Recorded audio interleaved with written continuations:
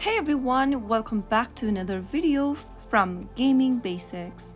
In this video, we are going to be learning how to change clothes on Sims Mobile. If you want to change the outfit of your sim on Sims Mobile, then the process is quite easy. So let's go ahead and dive into the video. First of all, open the Sims Mobile application from your app drawer. Once you're inside this main game page, go ahead and tap on the little t-shirt icon with a hanger in it on the left hand side menu. Soon after you tap on that, you will end up in this page where you can go ahead and customize your characters, outfit, appearance, and much more. Make sure that you're inside the closet, and you can now select the tops or bottoms, or you can also select an outfit for your character. If you want to shop for new outfits, tap on the shop button at the top left and then select the latest brands, apparel type, or hair and makeup. After you choose an outfit for yourself, you can purchase by spending simoleons.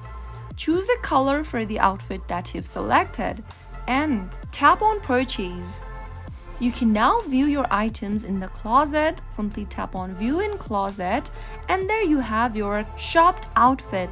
You can also customize your character's look by getting on to the hair and makeup salon, or you can also unlock other closets as you progress throughout the game.